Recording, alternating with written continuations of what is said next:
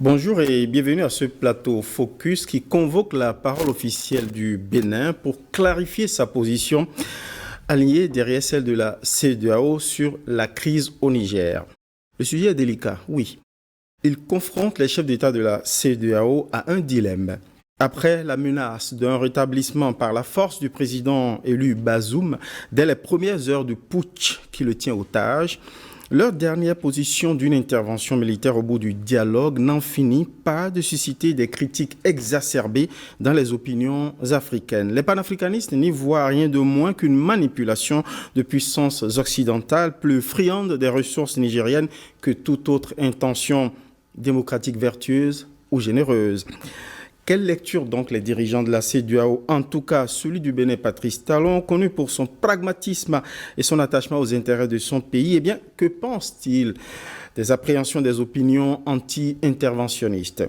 Quel est le sens concret de la position de la CEDEAO dont est solidaire le président béninois Patrice Talon? Comment appréhende-t-il la portée de la position de la CEDEAO dans la sous-région? Question à poser, entre autres, au porte-parole du gouvernement. Vous êtes en vacances, M. Wilfried Langouidi, avec le gouvernement. Un point de repos tant qu'il y a du feu. Tant que la République nous appelle, il n'y a pas de vacances. Voilà. Merci d'avoir accepté donc notre invitation. Tant il est vrai que le service binôme de la parole sur un sujet aussi délicat serait préjudiciable face à des opinions exacerbées, je l'ai indiqué. Je serai dans cet exercice accompagné par mon confrère François-Xavier Noumon de ETélé. François, bonjour, merci d'accepter de m'accompagner dans cet exercice. Bonjour Osias, bonjour Wilfried Langouidi. Bonjour. Alors, j'ai décliner deux axes de nos échanges. Le sens et la portée de la position de la CEDEAO dont le président béninois est solidaire. Commençons par le sens. Pour essayer de comprendre, de saisir pourquoi la CEDEAO s'est montrée tout de suite intransigeante au lendemain dès l'annonce du coup d'État, tenu d'ailleurs au départ comme une prise d'otage du président Bazoum. Tout de suite, la CEDEAO a brandi la menace de la force, d'une intervention militaire. Pourquoi cette intransigeance tout de suite? Mais en fait, M. Sonouveau, si vous avez bien lu la déclaration de la CEDEAO à l'issue de son sommet extraordinaire d'Abuja, la CEDEAO avait d'abord donné un ultimatum aux militaires ayant fait irruption sur la scène au Niger. Elle n'a pas exclu les voies de discussion, de médiation, et elle a indiqué qu'en tout état de cause, elle n'excluait pas le recours à l'usage de la force au cas où ces militaires n'entendraient pas raison. Donc la CEDEAO, dès le départ, n'a pas été dans l'intransigeance absolue. Elle a indiqué qu'il y avait des étapes qu'elle entendait explorer et qu'à défaut de solution, elle recourait à la force. François, on a quand même observé une certaine raideur des deux côtés, en fait. Un ton martial de la part du président Tinubu.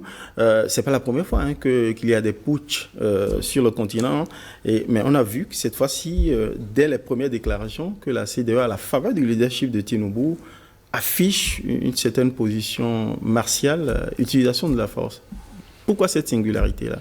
Non, vous devez avoir observé parce que vous êtes quand même un commentateur majeur de l'actualité et vous savez aussi suivre les instances régionales, continentales ou internationales. Peut-être parce que vous voyez que le président Tinubu venait d'arriver aux responsabilités dans son pays et presque aussitôt, il a été porté à la tête de la CEDEAO à la faveur de la présidence tournante de l'institution et que le ton qui a été donné vous a semblé particulièrement, je vais dire...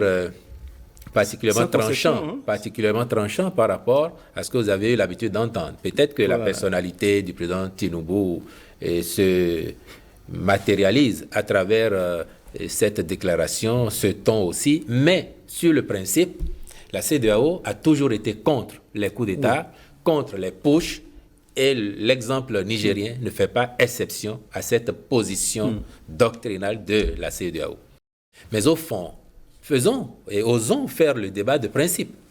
Est-ce que les coups d'État sont admissibles dans nos pays, encore aujourd'hui, au XXIe siècle? Est-ce que les Africains doivent s'accommoder du retour des militaires au pouvoir, non pas par la voie des urnes, mais par la voie des armes?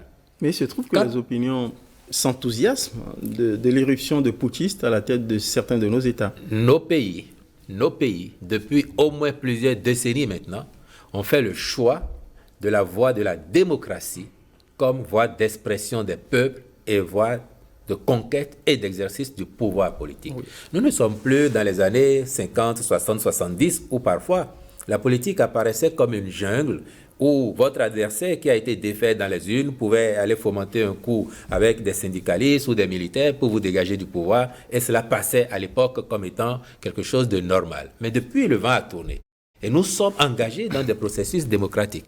La démocratie, on nous l'aura suffisamment enseigné à nous tous. Ce n'est peut-être pas un bon système, mais c'est le moins mauvais de tous les systèmes politiques qui existent.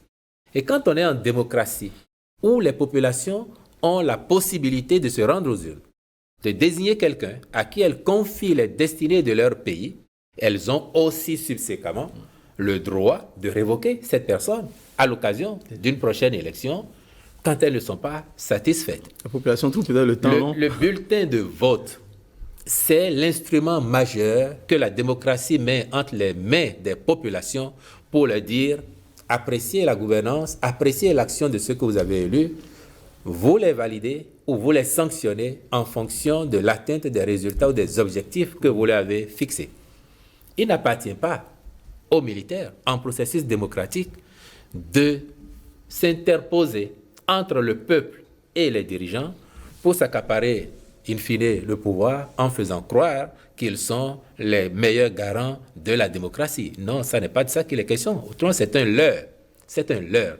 Est-ce que vous seriez d'accord, M. Sounouvou, parce qu'on peut vider le débat sur les principes avant que de continuer pour que tout le monde soit au même niveau d'appréciation et de compréhension de ce dont il s'agit.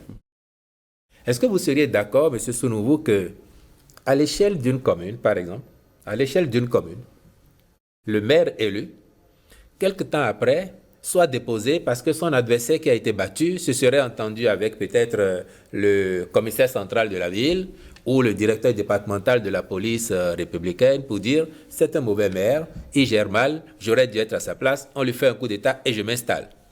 Vous n'entendrez pas cela, ça vous choquerait. De même, vous n'entendrez pas qu'on dise « bon, tel qui a été élu député dans la circonscription, finalement, il ne représente pas valablement les intérêts des populations. Moi, son adversaire qui a été aux élections, qui n'est pas gagné, je ferais mieux. Il faut qu'on le dépose et peut-être le député, il va en vacances ou en week-end dans sa circonscription, il est séquestré, on dit bah, demain, il n'est plus votre député, c'est moi votre député. » Vous ne l'entendrez pas. De la même façon, pour revenir à une dimension peut-être plus individuelle, plus personnelle, regardez dans nos familles, dans nos collectivités. On a des chefs de famille, dans des organisations sociales, comme chez vous, dans vos entreprises, on a des responsables. Seriez-vous d'accord qu'un chef de famille, parce qu'il y a quelques mécontents dans la famille, soit séquestré, quand dit il n'est plus notre chef, c'est moi, parce que moi j'ai la force, ou j'ai pris quelques gros bras du quartier, ou d'un quartier chaud de la ville, et je dis, venez le déposer. Ces exemples qui peuvent paraître peut-être trop posé, mais en réalité, restitue bien de quoi il s'agit. Parce que si ça se passe au niveau national, pourquoi cela ne se passerait-il pas à des niveaux déconcentrés, niveau infra, comme vous dites? Pourquoi? Donc, si on est d'accord que cela ne devrait pas se passer ainsi, au niveau de la commune, au niveau de la circonscription électorale, au niveau de la famille, au niveau de nos organisations professionnelles, cela ne devrait pas non plus se passer au niveau de nos États, parce que nous avons fait le choix de la démocratie, et qu'en démocratie, il appartient au peuple de décider. La démocratie est perfectible, comme tous les systèmes au monde. Mais ce sont les erreurs, ce sont les manques, ce sont les insuffisances qui secrètent la perfection au fur et à mesure du système, pour qu'à terme, on dise « ah oui, nous progressons globalement ». Mais finissons là-dessus. Vous avez suivi dernièrement la réforme des retraites en France. Vous avez suivi ça. Avec autant de cristallisation du débat politique, autant de critiques sur un projet majeur du gouvernement et du président Macron qui a tenu en disant c'est un projet qui est bon pour la France, je vais le conduire à son terme. Est-ce que vous auriez été d'accord que les militaires français fassent irruption sur la scène pour dégager le président Macron? Ça ne passerait même pas la tête à l'idée du militaire français qui est républicain et qui sait que son rôle, c'est de défendre la patrie et qu'il appartient aux politiques d'administrer la cité. Entre eux, les querelles sont normales. Les challenges sont permanents. Si à la fin, le peuple n'est pas satisfait, le peuple va sanctionner le camp qui est au pouvoir et passer le pouvoir à un autre qui viendra faire ses preuves. Donc, le militaire français n'a pas eu l'idée, dans un contexte aussi chrysogène, d'aller dire au président Macron, le pays est en danger, on est dans l'instabilité, je vous dégage. Regardez, vous me direz, peut-être que oui, mais quand il y a un coup d'État, en Afrique, on voit souvent les populations descendre dans la rue pour apprécier, pour applaudir, ce qui veut dire que c'est des coups d'État populaires, ratifiés par la population. Je vous dirais non. Et il faut faire attention, il faut savoir lire aussi. Si je vous demande à vous de me donner l'exemple d'un seul pays où avant l'avènement d'un coup d'État, d'une prise d'otage des responsables élus, on a vu les populations descendre dans la rue et appeler les militaires à prendre le pouvoir. Si je vous demande un seul exemple, vous passeriez des journées ici et vous n'en trouveriez pas. Parce que, justement, cela ne se passe pas ainsi. Sauf peut-être, au Brésil dernièrement, quand l'ancien président a été battu et que ses partisans ont entendu contester, ils ont manifesté et parfois ils ont appelé l'armée à intervenir. Mais vous avez observé que l'armée brésilienne ne s'est pas mêlée du jeu. L'armée brésilienne a considéré que sa position, c'est de garantir la sécurité, l'intégrité du pays et qu'il appartient aux politiques de gérer leurs querelles. Ils ont fini et le président dont les partisans ont fait ça, la justice a démontré qu'il était lui-même impliqué et il a été jugé et condamné sans qu'aucun militaire ne pense à aller s'en prendre au président actuellement en exercice. Donc c'est aussi simple que ça. Et ça veut dire que dans nos pays aussi, vous le voyez, personne ne voit des populations se lever et dire « Militaires, intervenez pour déposer le président parce qu'il ne nous représente plus ». Et puis, au demeurant, les scènes que vous voyez a posteriori, j'aime à dire que tout le monde peut faire ça. Tout le monde peut faire ça. Si vous organisez une élection aujourd'hui et qu'un président se fait élire avec 70 ou 80% des voix, il y aura quand même 20% des électeurs qui n'ont pas voté pour lui. Qui seront frustrés. Si par extraordinaire, le lendemain de son élection, il y avait un coup d'État, vous pensez que la rue serait déserte?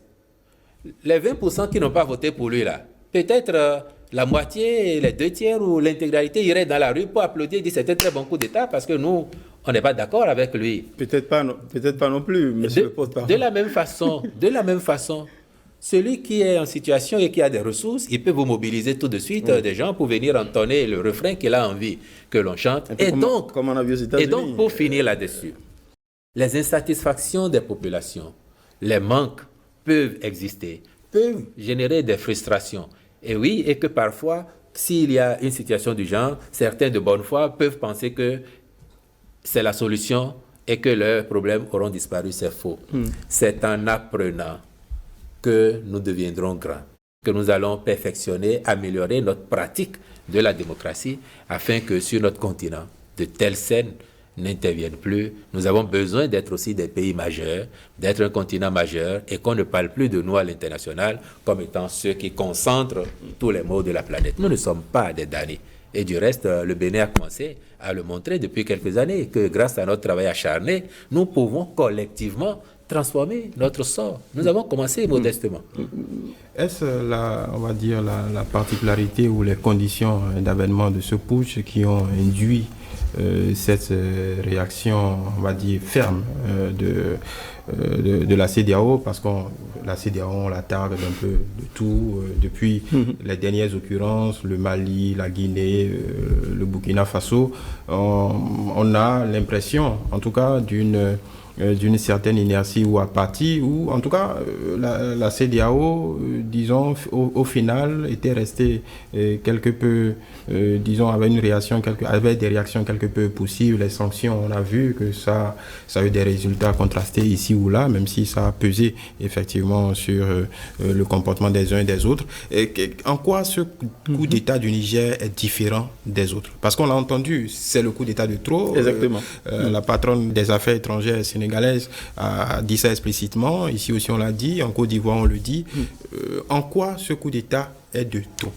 Surtout qu'il n'y avait pas des alertes, de signaux de crise majeure, d'impasse politique qui aient pu si je puis me permettre le terme, l'oser justifier voilà, ce putsch? Bien, je crois que les responsables de la CEDEAO ont des informations que vous et moi, nous n'avons pas toujours, que les populations n'ont pas toujours.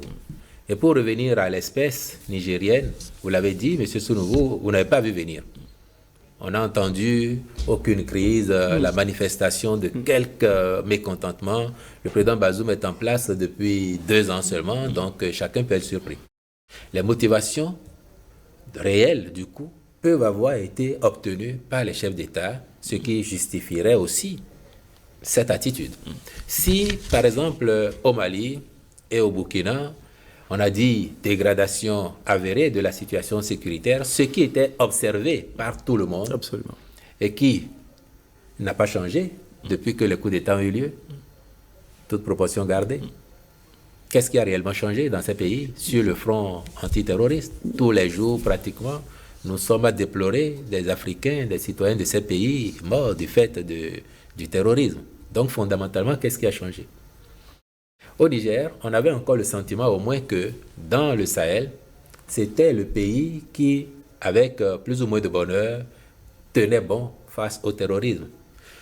La politique mise en place par les autorités nigériennes dans la souveraineté de leurs décisions peut être appréciée à l'aune des résultats obtenus, peut être critiquée par les acteurs, mais c'est une décision nationale.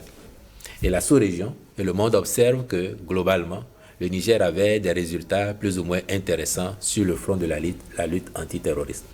Donc, quand après, vous avez entendu que cette prise d'otage serait justifiée par une dégradation de la situation sécuritaire, chacun peut être étonné, et les chefs d'État de la CEDEAO ont dû être étonnés et chercher à savoir quelles étaient les motivations profondes.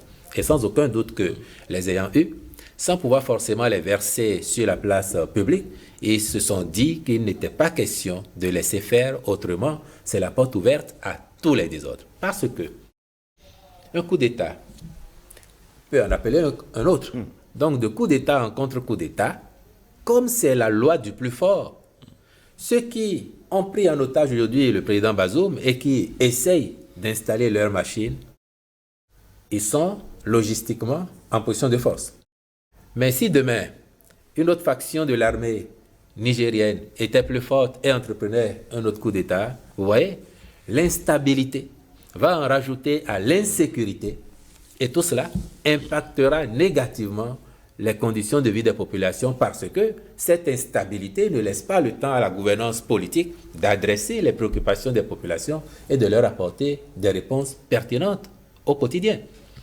Donc, les chefs d'État de la sous-région font cela pour le bien du peuple nigérien, pour le bien du Niger, pour le bien de la sous-région. Parce que, et il faut le dire tout de suite, il ne s'agit pas de décision contre le peuple nigérien. Et comme certains ont pu dire, oui, la CEDEAO va en guerre, le Bénin va en guerre contre le Niger, je vous dis tout de suite que nenni. Le Bénin n'est pas en guerre contre le Niger, il ne s'agit pas et il ne s'agira jamais d'une guerre du Bénin contre le peuple frère du Niger. Le peuple frère du Bénin n'a rien contre le peuple frère du Niger. Le peuple nigérien et le peuple nigérian sont des peuples frères. Donc le Nigeria ne déclare pas la guerre au Niger. Il s'agit d'une action envisagée par la CEDEAO, je dirais en désespoir de cause, pour demander aux militaires en question de quitter la scène et de restaurer l'ordre démocratique. C'est de cela qu'il s'agit.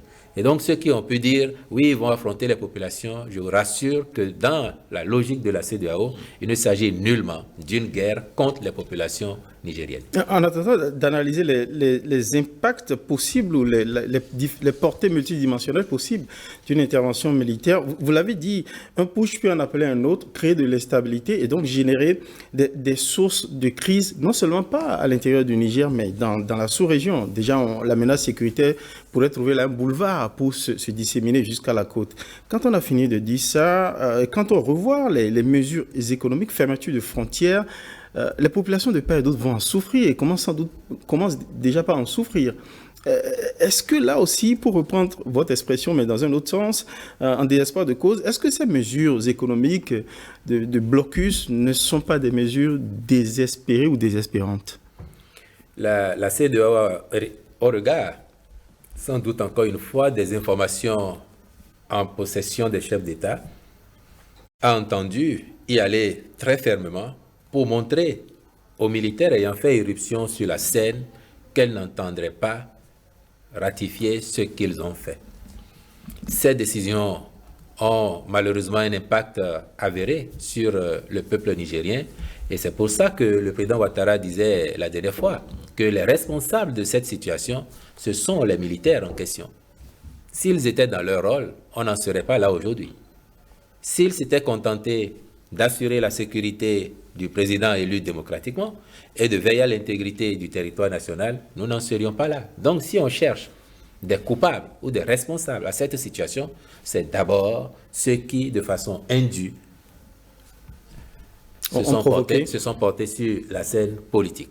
Après, la CEDEAO, au regard des rapports qu'elle reçoit ou qu'elle recevra, appréciera bien la situation pour voir si demain, en face de l'entêtement des militaires, s'il faut passer à un autre niveau, s'il faut desserrer ici ou là, pour les populations, il appartiendra à la CEDEAO en toute souveraineté d'apprécier la situation. Mais dans l'immédiat, ce qu'il est utile de retenir, c'est que c'est l'action qui a appelé la réaction et que les vrais responsables, ce sont ces militaires qui ont fait irruption sur la scène politique. François Xavier, on peut l'entendre ainsi, mais dans des cas similaires, des sanctions individuelles ciblées aussi pourraient avoir été envisagées de manière pertinente.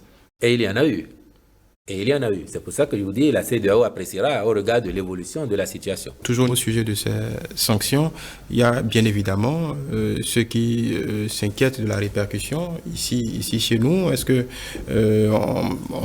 on pense bien que le gouvernement, dans sa prise de décision, en tout cas décision collégiale au niveau de la CEDEAO, a certainement pu apprécier la portée, les contre-coups éventuels. Parce que je me souviens très rapidement de la conférence de presse du président Ouattara au retour de la dernière session, et il disait qu'il provisionnait pour l'armée en cas d'intervention pour 3 mois. Donc si disons, on revoit, on laisse l'option militaire de côté, on parle de sanctions. Est-ce que nous sommes à même d'en supporter le contre-coup pour 2 semaines, 3 semaines, 1 mois au niveau du port et au niveau de la raréfaction de certains produits de première nécessité? Alors, si chaque pays de la CEDEAO devrait regarder ses intérêts propres, peut-être que la CEDEAO n'aurait pas été jusque-là. Nous sommes un certain nombre à partager des frontières avec le Niger. Tous les pays membres de la CEDEAO ne partagent pas de frontières avec le Niger. D'autres ont des relations économiques particulièrement fournies avec le Niger. Et si chacun devrait regarder ce qu'il gagnerait ou ce qu'il perdrait, peut-être que la CEDEAO n'aurait pas montré cette rigueur et cette unité d'action face à ce qui n'est pas permis. Et il faut toujours le souligner de 2 traits. En ce qui concerne particulièrement le Bénin, oui, je le redis, le Niger, c'est un pays frère et ami. Le peuple nigérien, c'est un peuple frère du Bénin. Et nous n'avons aucune satisfaction à voir le peuple nigérien souffrir, parce que ce n'est pas la faute du peuple nigérien. Nous avons des rapports économiques, c'est vrai, parce que le Niger utilise le port de Cotonou pour une bonne partie de ses approvisionnements en ce qui concerne le nombre de produits venant de l'extérieur. Nous regardons cela aussi. Et nous avons travaillé ces dernières années, vous en êtes témoins, à améliorer la gestion de notre port, à diversifier les partenariats. Nous avons quand même subi pendant plus d'1 an la fermeture des frontières avec le Nigeria. Et contrairement aux prophéties macabres, le pays a tenu. Ici, ce qui nous intéresse tout particulièrement encore au Niger, c'est que, regardez, nous parlons bien de la bande du Sahel. Les tentatives d'incursion terroriste que nous observons chez nous et qui, fort heureusement, sont contenues par nos forces de défense et de sécurité, nous viennent essentiellement aujourd'hui de la frontière avec le Burkina. Si jamais le Niger se délitait que l'instabilité en rajoute à l'insécurité, soyez convaincus que demain, sur la bande frontière avec le Niger, nous aurons ouvert un autre front de lutte antiterroriste. Cela nécessite beaucoup de moyens. Déjà, ce que nous faisons aujourd'hui, vous avez idée de tout ce qui est consacré. Et si demain, cela devrait se répandre par effet d'entraînement sur la frontière avec le Niger, le Bénin regarde cela attentivement parce que nous savons que ça va nous obliger à renoncer peut-être à de grands projets de développement, à des projets d'amélioration des conditions de vie des populations pour consacrer les ressources à la lutte antiterroriste. Parce qu'il faut que le pays soit sécure, il faut qu'il soit entier et sauf pour que nous, citoyens, nous y vivions, que nous ayons des manques ou que nous ayons satisfaction à tous nos besoins. Donc, est-ce que nous faisons le choix qu'on laisse le Niger s'éclater totalement, que ça parte en vrille et que demain nous ayons, mais vraiment, une horde de djihadistes qui partent ou du Burkina ou qui passent par ce pays parce que la réponse sur place n'est pas adéquate et qui arrivent vers nous? Je crois que nous regardons tout cela. Et c'est ça qui justifie le président Talon, vous avez dit tout à l'heure, sa position. Lui, il regarde bien, il est mieux placé que nous pour voir quels sont les intérêts du Bénin en présence et comment les défendre au mieux au sein de la communauté. À l'intérieur de la communauté, nous sommes un partenaire fiable. Partout où le Bénin est présent, si on ne veut pas être présent, on n'est pas présent. Mais si on est présent, nous sommes un partenaire fiable et nous jouons notre partition à la satisfaction de l'ensemble et en préservant les intérêts de notre pays et de nos populations. J'ai bien envie qu'on revienne sur la question du principe. On est tous d'accord. Personne, même à commencer, a priori, je vais prendre le risque de croire que même les opinions, les peuples, les citoyens ne sont pas d'accord avec des prises de pouvoir par des coups de force. Parce qu'ils sont très attachés à la marche démocratique. On voit l'enthousiasme et l'attachement des populations, et le chef d'État l'a souvent dit d'ailleurs. Oui, vous prêchez, vous plaidez, vous êtes attachés à la démocratie, mais il faut aussi la bonne gouvernance. Je rappelle ça juste pour montrer combien nos populations africaines sont attachées à la démocratie. Mais comme le dit l'un de nos proverbes, il ne faut pas regarder la chute, mais là où on a cogné le pied avant de chuter. Pour revenir à cette idée que, est-ce que ce n'est justement pas le déficit de démocratie ou des distorsions à la pratique démocratique qui amènent les peuples à malheureusement applaudir des coups d'État lorsque ça arrive, peut-être pouvoir établir un ordre démocratique plus sérieux? Dans sa dernière déclaration à l'issue du sommet extraordinaire, le chef d'État béninois n'a pas manqué d'aborder ce détail, même s'il ne voit pas la suite ou le traitement de la même manière. On va l'écouter. Notre motivation, la motivation essentielle des organes de la CEDEAO, notamment de la conférence des chefs d'État, c'est de protéger le droit, de protéger les droits de l'homme, de protéger la démocratie, la bonne gouvernance pour l'intérêt, pour le développement de nos pays.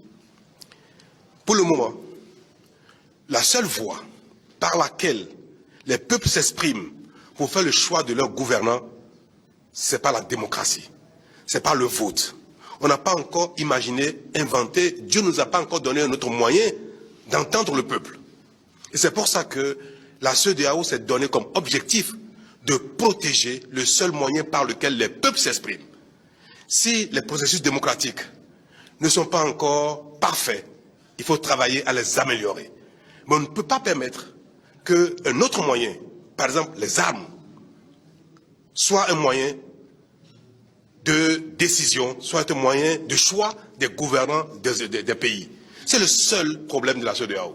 Et c'est pour ça que nous disons, en aucune manière, la CEDEAO n'acceptera que les coups d'État deviennent le moyen essentiel, le moyen unique, le moyen par lequel les gouvernants des peuples, des communautés humaines doivent être désignés. Nous n'avons pas d'autre objectif parce que nous savons que le développement passe par la démocratie, passe par l'écoute du peuple, passe par la voix du peuple. Si nous laissons faire, notre sous-région va être désintégrée. Si nous laissons faire, le Niger sera désintégré. Il faut que les communautés, les divers organes qui gèrent le Niger s'entendent quand il y a n'importe quoi pour que dans le dialogue, ils règlent les problèmes et non pas la force et non pas les armes. Cela est valable pour le Nigeria, pour le Bénin, pour le Sénégal, pour tous les pays, y compris les pays du monde entier. Et le monde n'est plus à cela. Le temps où les armes, la force règlent les conflits, ce temps est révolu, ce temps est dépassé. Et c'est pour ça que nous avons décidé aujourd'hui, après avoir tenté par tous les moyens de négocier avec les putschistes, nous avons décidé que si nous n'avons pas le choix, ce sera par la force que la mauvaise force sera vaincue. nous avons décidé que malgré que nous ayons pris cette décision d'aller par tous les moyens, y compris la force, de laisser une porte ouverte. Il est encore temps pour ceux qui sont là aujourd'hui, ou tout à l'heure, ou demain, de se retirer pour que ce ne soit pas par la force qu'on leur fasse entendre la raison. C'est le leitmotiv des chefs d'État qui sont réunis aujourd'hui, c'est notre objectif et nous pensons que le peuple nigérien sera le seul gagnant. Si on est dans l'impasse, je paraphrase, on sera obligé de recourir à la force pour combattre la mauvaise force. Mais enfin, est-ce que les chefs d'État de la CEDEAO, à votre avis, ou quand vous délibérez, vous êtes proche du chef d'État béninois, lorsque vous délibérez, est-ce que vous avez l'impression qu'ils sont attentifs à l'angoisse des peuples, à voir la manière dont leur destin démocratique est géré au quotidien? Ça fait pratiquement rarement partie de leur ordre du jour quand ils s'assiedent. Je ne crois pas. Je ne crois pas, M. Sounoubou. Vous avez évoqué tout à l'heure un éventuel déficit démocratique qui ferait qu'en cas de survenue de coup d'État, les peuples applaudiraient. Vous voyez l'exemple que je vous ai donné tout à l'heure, l'exemple français, qui a une démocratie de plusieurs siècles. Dans nos pays, au mieux, c'est 60 ans. Au mieux, pour les pays dont nous parlons, depuis 1960, pour ceux qui n'ont pas connu de discontinuité dans leur processus démocratique, au mieux, c'est 63 ans. Ce qui veut dire que nos démocraties sont encore très jeunes, pour ne pas dire embryonnaires par rapport à d'autres. On a l'excuse du temps d'apprentissage. Mais regardez l'exemple français que je vous ai donné. Est-ce que vous pensez que s'il y avait eu coup d'État, s'il y avait eu par extraordinaire coup d'État à l'occasion de la réforme des retraites, le peuple qui va applaudir, là, la partie du peuple qui va descendre et applaudir, vous pensez que ce serait parce qu'il y aurait déficit démocratique? Vous voyez l'exemple états-unien, avec tout ce qu'il s'est passé après la perte du pouvoir par le président Donald Trump. Si par extraordinaire, les militaires américains avaient dit « nous on veut rétablir l'ordre, on prend le pouvoir », les supporters de Donald Trump seraient sans doute descendus dans les rues pour applaudir. Est-ce que ça aurait été par déficit démocratique? Et voyez encore plus récemment l'exemple brésilien que je vous ai donné. Si l'armée était intervenue là, est-ce qu'on aurait dit que c'est par déficit démocratique? Non. Donc il ne faut pas se faire prendre à ce jeu, M. Sounoubou. La manipulation aidant, une partie du peuple peut être de très bonne foi et applaudir parce que du fait de ces manques, de ces insatisfactions, elle peut penser que la solution est enfin venue. Mais c'est un leurre et c'est pour ça que nous devons expliquer à nos peuples, à nos concitoyens, que c'est un processus, c'est une longue marche. La quête démocratique, elle est perfectible. A contrario, l'accaparement du pouvoir par les armes entraîne sur l'impasse justement. Parce que c'est la loi de la jungle, c'est la loi du plus fort du moment. Vous êtes plus fort, aujourd'hui vous avez pris le pouvoir. 10 jours après, quelqu'un d'autre est plus fort, il prend le pouvoir. 6 mois après, quelqu'un est plus fort que vous, il prend le pouvoir. 1 an après, il prend. Donc l'instabilité devient chronique. Et cela va engendrer ou en rajouter à l'insécurité. Et à la fin, c'est le peuple qui est perdant. Le peuple ne s'en sortirait pas. Les gouvernants n'auraient plus le temps, la latitude d'organiser l'administration politique de la cité. Eux, ils n'auraient pas les mêmes problèmes de manque que les peuples, et le peuple est le gros perdant dans cette affaire. C'est pour cela que, en démocratie, l'éducation citoyenne doit nous amener à comprendre que oui, nous faisons un choix pour 3 ans, pour 10 ans, pour 5 ans, pour 6 ans, pour 7 ans, c'est selon. Et quand nous avons fait ce choix, il y a de bons aspects et il y a de moins bons aspects.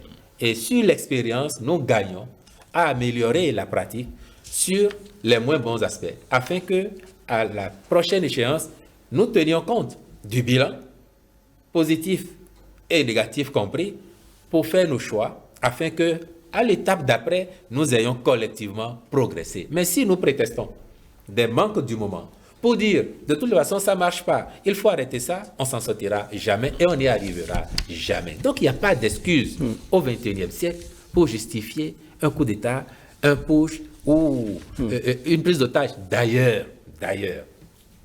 les militaires eux-mêmes en sont si conscients que il n'y a pas eu coup d'État au Mali, il y a quelques années là. Le Mali vient d'adopter une nouvelle constitution, M. Sounoubou. Je suis sûr que vous l'avez vu, mais vous faites exprès de ne pas l'évoquer ici pour que les populations qui nous écoutent comprennent bien que le danger que nous soulignons, les militaires eux-mêmes en sont conscients et le soulignent. Qu'est-ce que les militaires maliens ont mis dans la nouvelle constitution qu'ils viennent de faire adopter par le peuple? Article 187 de cette nouvelle constitution. Tout coup d'État ou push est un crime imprescriptible contre le peuple malien. Allez-y comprendre quelque chose. Ce sont des militaires qui ont écrit ça, ce n'est pas des civils. Et ce sont des militaires qui ont pris le pouvoir par les armes. Et qui disent, bon, ce que nous on a fait, c'est amnistier. On ne doit plus en parler, on ne nous juge pas, on n'ouvre plus ce dossier, mais dorénavant, si un militaire ou un politicien s'entend avec des gens pour prendre des armes, pour faire un coup d'État, c'est un crime imprescriptible.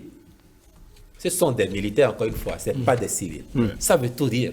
Et si vous avez lu ça, vous comprenez que la CEDEAO puisse tenir cette position face au cas nigérien. Vous comprenez qu'elles disent plus jamais sur notre continent, dans notre sous-région, cela ne doit se passer ainsi. Et alors, il n'y a plus d'excuses. Et là, il faut aussi faire entendre ça à tous ceux qui pensent que la CEDEAO en fait de trop face au Niger, qu'il faut tolérer. Il faut leur faire entendre que ce sont des militaires maliens qui ont écrit ça dans leur constitution. En parlant de l'éventualité de l'intervention militaire, à notre niveau, les informations qu'on a par rapport au Bénin, c'est ailleurs qu'on les apprend. Par exemple, on sait qu'il y a le président ivoirien aurait avancé un certain nombre d'hommes pour son pays et pour le Bénin. Quand bien même on voit que notre haute hiérarchie militaire est présente dans tout ce qu'il y a eu comme conciliabule dans le processus, et donc elle est très active et partie prenante de ce processus. On voudrait bien savoir, en cas d'éventualité militaire, où en sommes-nous? Est-ce que déjà la troupe est déjà constituée, le nombre d'hommes? Je vais paraphraser le président ivoirien. Est-ce que de notre côté aussi, on a déjà provisionné pour 1 mois, 2 mois, 3 mois? On voudrait quand même en savoir plus. Alors, encore une fois, l'éventualité d'une action militaire, c'est la voie que la CEDEAO choisirait si elle n'a plus d'autre choix. Si les responsables militaires en présence sur la scène au Niger ne lui laisse pas d'autre choix. Et j'ai eu à répondre à vos confrères qui m'ont posé la question en ce qui concerne la partition du Bénin, combien d'hommes nous mobilisons, quels moyens nous mettons déjà en place. Je leur ai dit, si la CEDEAO était obligée d'en arriver là, vous aurez l'occasion d'apprécier le comportement, la partition du Bénin comme des autres pays membres de la CEDEAO. Cette opération militaire entrevue, possiblement en cas d'impasse des négociations, a été ravalée à un scénario hollywoodien par un célèbre journaliste africain qui a fait ses armes sur RFI, Alain Foucault pour ne pas le nommer.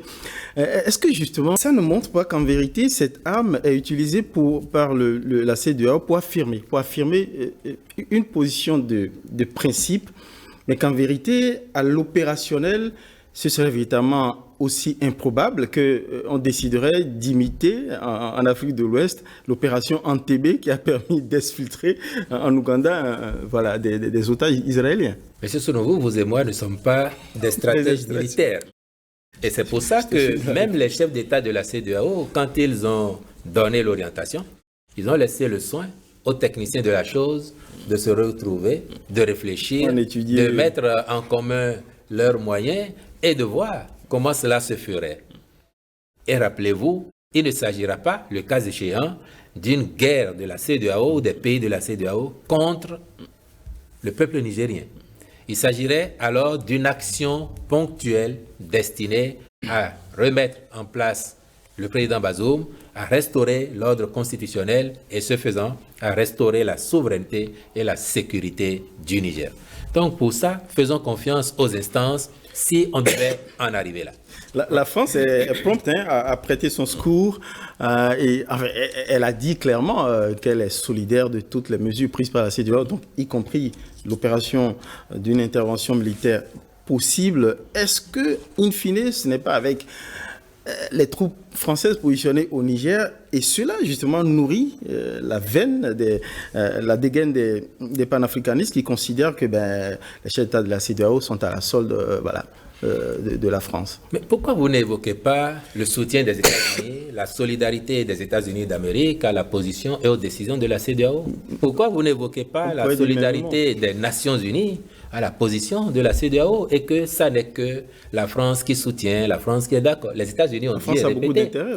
Les États-Unis ont dit et répété, l'ONU a dit et répété qu'ils et elles partagent les positions, les sanctions, les décisions de la CEDEAO. Pourquoi on ramène tout pour nous sur le continent à la France? Et c'est ça qui nourrit justement le discours que vous évoquez de certains. Oui, certains panafricanistes, je crois que il y en a parmi eux, le gros lot d'ailleurs, est de très bonne foi et considère que nos pays doivent faire ci, doivent faire ça pour s'en sortir, que nous avons été longtemps marginalisés par d'autres. Il y en a qui sont de très bonne foi. Et il y en a, hélas, un petit nombre, mais qui ne dit pas aux autres, et surtout pas aux populations qu'ils manipulent, qu'ils sont entretenus, rémunérés, entrepris par d'autres pays. Et vous savez bien, vous, M. Sounoubou, M. Noumon, puisque vous lisez la presse internationale, j'ai eu l'occasion de lire un travail de vos confrères qui a cité nommément certains d'entre eux, à qui ils ont d'ailleurs donné la parole pour démentir si oui ou non ils étaient stipendiés de tel pays, et ils ont reconnu qu'ils reçoivent de l'argent, et ça se chiffre en beaucoup de centaines de millions de dollars ou d'euros, des centaines de milliers tout au moins. Ils ont reconnu cela. Mais ils ne vont jamais dire aux populations, les discours que je vais vous tenir, c'est parce que j'ai été dans un laboratoire, on m'a dit de dire ça, on m'a donné de l'argent. Et puis, la propagande. Et puis, certains parmi eux qui pensent que la France est la source de tous les malheurs des pays africains, c'est la France, c'est la France. Ils ont le passeport français, ils ont la double nationalité. Et pourquoi ils ne renoncent pas depuis à cette nationalité-là pour dire nous on se consacre à notre nationalité africaine? On ne veut plus être français. On en a vu déchirer billets de banque. On en a vu juste retour des choses. On en a vu déchirer billets de banque CFA. On veut les voir aussi déchirer le passeport français, la carte d'identité française pour dire nous, on est africains pur sang, on ne veut plus rien faire avec la France. La France ne nous empêche pas de nous développer. La France n'empêche pas le panafricanisme de prospérer. Personne n'a dit au président Talon, quand il a pris le pouvoir, de prendre la décision qu'il a prise d'exonérer ou d'exempter de visa d'entrée au Bénin tous les citoyens africains. Donnez-moi un meilleur exemple. Au panafricanisme, je l'ai dit, chiche, le Bénin c'est chez vous. Le président Talon vous dit, vous n'avez pas besoin de visa pour arriver ici. Et ça, c'est depuis le début de son premier mandat. Oui. Quel autre acte éloquent de patriotisme vous voulez avoir d'un dirigeant africain? Le même président Talon est devenu la voix de l'Afrique sur certaines questions essentielles. La dette, le financement du développement africain. Quand vous le voyez prendre la parole à l'intérieur de ces sujets, ça n'est pas que le Béninois qui parle. Et le président Talon, il n'a pas d'une double nationalité, je vous le souffle. Vous le saviez, mais je vous le souffle. Il n'est que Béninois. Et il parle pour l'Afrique. C'est une voix pour l'Afrique. C'est ça, le panafricanisme agissant. Ce n'est pas celui qui exploite la misère des peuples. Ce n'est pas celui qui entretient la confusion au sein des masses pour leur faire croire que tel serait entièrement responsable de leurs maux et de leurs manques et que tel autre serait la solution à ces maux et à ces manques, qu'il faut quitter tel pour aller à tel. Ça n'est pas cela, le panafricanisme. Le panafricanisme d'aujourd'hui doit aller avec nos soucis de développement et accompagner, encourager ce qui se fait bien. Donc là-dessus, vous pouvez être rassuré qu'avant l'heure, le président Talon était déjà engagé sur la voie du panafricanisme. En revenant au cas de la CEDEAO, il semble se dégager un axe fort, c'est-à-dire Abuja, Cotonou, Abidjan et Dakar. Au moins, ceux-là, on les voit, ils parlent, ils assument leur position. Est-ce qu'au-delà des discours d'ensemble, on n'a encore vu personne se désolidariser dans la sous-région des conclusions de la CEDEAO. Mais on sait, par exemple, que le président togolais, de son propre chef, a initié, on va le dire, probablement dans le dos de ses pairs, une sorte de médiation. Est-ce que, en réalité... Avec les militaires nigériens. Vous m'informez. Oui. On le sait. Ça se susurre. Maintenant, est-ce que ça veut dire qu'on sait la position en tout cas Nini de la Mauritanie. Est-ce que d'autres qu'on sait assez prolixes par le passé sur ces questions et qui ne disent pratiquement rien là-dessus, est-ce que ça dénote d'une certaine discordance entre les chefs d'État, d'une certaine tension, ou est-ce qu'il y a certains qui font du pantouflage et d'autres qui assument clairement leur position? Je ne peux pas commenter cela parce que je ne suis pas introduit comme vous, journaliste, dans certains milieux, et donc je n'ai pas ces informations-là. Par contre, ce que je sais de base, c'est qu'il n'y a presque pas de situation, de décision qui fasse l'unanimité partout. Peut-être que ce que vous dites, à l'intérieur, il y en a qui ont exprimé des réserves ou qui ont dit, bon, je ne peux pas m'engager jusqu'à tel jour. Peut-être, je dis bien peut-être, à l'intérieur.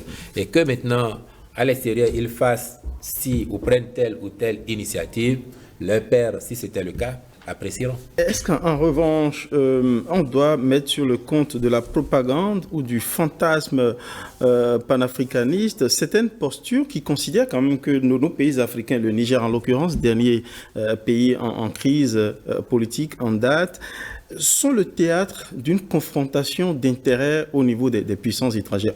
Il ne nous a pas échappé que l'Italie ne s'est pas rageusement mis derrière la position de la France sur la crise du Niger et bien d'autres pays que je n'ai pas envie de citer, passons la Russie. Je crois que personne n'exclurait qu'il se joue aussi de la géopolitique ou de la géostratégie, autant de données qui sont éloignées des préoccupations quotidiennes de nos populations qui en sont encore à la recherche du minimum pour leur subsistance. Et ce qui compte pour les dirigeants de la CEDEAO, c'est de faire en sorte que cette situation se résolve assez vite afin que le peuple frère du Niger n'ait pas à payer un lourd tribut à l'impéritie de certaines personnes et que la situation s'améliore au plus vite.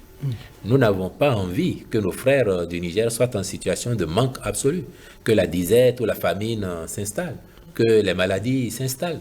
Personne ne souhaite ça pour le peuple frère du Niger. Et donc il appartient aussi à ces militaires d'être responsables et de mesurer les effets de leur comportement sur le peuple innocent pour se dire, ben, ça ne vaut pas tant la peine que ça. Nous sommes une démocratie, toutes les démocraties ont leurs tribulations, nous pouvons trébucher parfois, oui, et nos dirigeants élus peuvent manquer, mais si nous voulons, nous, en tant que militaires, prendre le pouvoir, il y a des voies légales qui sont prévues. Au Bénin, par exemple, si vous êtes militaire et que vous avez envie de devenir président de la République, c'est simple. Il faut démissionner. Vous déposez votre treillis. Vous êtes sûr que vous êtes populaire, vous avez les solutions aux problèmes du pays, vous déposez votre treillis, vous déposez les armes, et puis vous venez à la compétition. Si vous gagnez, vous êtes installé. Et dans d'autres pays, c'est pareil. Mais on ne vous dit pas, militaire, vous pensez que vous pouvez faire, allez, prenez les armes et dégagez celui qui est là. Regardez, presque partout au monde, vous allez voir que les présidents qui sont élus, qui ont des ambitions, qui veulent faire des réformes et qui osent effectivement les mettre en œuvre, ils peuvent paraître impopulaires sur un moment. Mais une fois que c'est parti, la machine a pris, les résultats commencent à tomber, le vent a soufflé et on voit les résultats et ça passe du tout au tout. Ils sortent de l'impopularité pour entrer dans le triomphe populaire. Or, si les peuples ou les militaires n'avaient pas la patience de regarder et de les voir faire, on aurait perdu ces peuples-là sur l'après, tous les gains qu'ils ont eu. Par exemple, quelqu'un qui a fait 10 ans et qui, sur 2 ou 3 ans, a été impopulaire parce qu'il a engagé des réformes, mais dont lui savait que les résultats viendraient plus tard, vous empêchez ça, les gains obtenus sur 7 ans, vous les auriez perdus. Et le peuple avec. Donc, la solution, définitivement, ça n'est pas de venir par les armes, mettre fin au mandat démocratique de président ou de dirigeants élus. La solution, c'est de pratiquer la démocratie avec ses faiblesses et de l'améliorer au fur et à mesure pour qu'à terme, nous ayons des démocraties majeures, des démocraties matures et que celui qui perd les élections considère que ce n'était pas son tour, qu'il se prépare pour une prochaine élection. Que celui qui gagne les élections s'emploie à mettre en œuvre sa politique parce qu'il en est responsable et qu'il soit prêt aussi à répondre dans les urnes devant les populations. Voilà, sur le champ des négociations, il y a comme une fenêtre d'opportunité qui s'ouvre. On a vu, en tout cas, on apprend que la junte serait dans de meilleures dispositions pour dialoguer avec la CEDEAO à la faveur de cette sorte en tout cas, de ces envoyés, on va dire, ou de cette mission de médiation religieuse dont on a eu vent. Est-ce que ça veut dire que ça permet à la CEDEAO de rattraper, disons, ce couloir de la négociation qui était, disons, fermé, puisqu'on se souvient que la tentative de la CEDEAO, concomitamment avec l'ONU, a été, on va dire, renvoyée. Quelle perspective ça nous offre pour une sortie de crise assez probante? Pour la CEDEAO, ce couloir n'était même pas fermé. Et vous ne le soulignez pas assez, c'est la CEDEAO encore qui aura fait montre d'une grande patience. Le premier ultimatum qu'elle a donné a expiré et elle n'est pas passée à l'action militaire tout de suite. Au contraire, elle a encore dit sa disposition d'esprit à discuter, à entreprendre le dialogue. Donc la CEDEAO a toujours été prête pour le dialogue. Si, à la bonne heure, les interlocuteurs en face qui s'y refusaient commencent à dire « nous sommes prêts », c'est sûr que la CEDEAO va les écouter maintenant et voir avec eux comment on met en œuvre les mesures, les solutions pour rétablir l'ordre au Niger afin que la sécurité du pays soit préservée, que l'intégrité des dirigeants démocratiquement élus soit préservée et que l'ordre constitutionnel reparte de plus belle. Justement, parlant d'ordre constitutionnel, on finit là-dessus, on est complètement à lisière, quelques secondes pour finir ce plateau. Au cas où on ne le souhaite pas, on croise les doigts, les putschistes opposeraient une fin de non-recevoir à la requête de la CEDEAO de voir rétablir le président élu Bazoum, donc impasse. Est-ce que le chef d'État béninois va solliciter l'autorisation du Parlement ou va passer par-dessus la volonté du Parlement avant de déployer la solution militaire? Non, d'abord, ce ne sont pas les putschistes dont vous parlez, les militaires ici, preneurs d'otages, qui ont élu le président Bazoum. Ce n'est pas eux seuls, c'est le peuple qui l'a élu.